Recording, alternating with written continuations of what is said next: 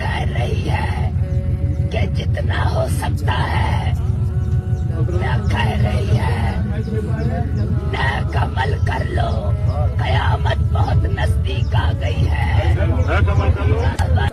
দাব্বাতুল আরদ, জমিন থেকে একটা অদ্ভুত প্রাণী বের হবে যে মানুষের সাথে কথাবার্তা বলবে। এটা হাদিসে আছে, কিন্তু তা আমরা এখন নিঃসন্দেহে 90% মানুষ বিশ্বাস করবে না। এবং যারা একটু বেশি চেতনাধারী তারা বলবে যে মোল্লা মুন্সিদের কথা শোনো, প্রাণী বলে আবার কথা বলবে।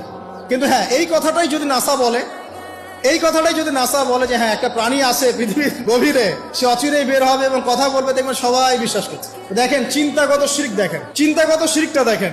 যখন আমরা ওইসব মিডিয়া থেকে কোনো কথা আসে, আমরা নিশ্চিন্তে নির্দ্বিধায় বিশ্বাস করি। আল্লাহ পাক হাদিসে বলছেন, নবী হাদিসে বলছেন দাব্বাতুল আরদ বের হবে, মানুষের সাথে কথাবার্তা বলবে। মানুষ বিশ্বাস করতে চায় না। আর কি ধোঁয়া, এই ধোঁয়ায় আকাশ ছেয়ে যাবে, ধোঁয়া দিয়ে আকাশ ছেয়ে যাবে।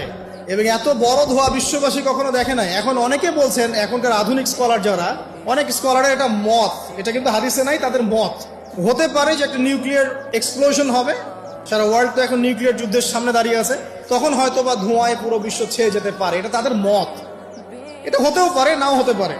হওয়ার সম্ভাবনা কিন্তু আছে, উড়িয়ে দেওয়া যাচ্ছে না। ঠিক আছে, 4টা 5 কি 5 হচ্ছে ইয়াজুজ আর মাজুজ। এই প্রকৃতি বের হবে, এরাও কিন্তু আদম সন্তান, এবং তারা পৃথিবীর পানি খেয়ে শেষ করে ফেলে দিবে, মহাসাগরের পানি খেয়ে শেষ করে ফেলে দিবে।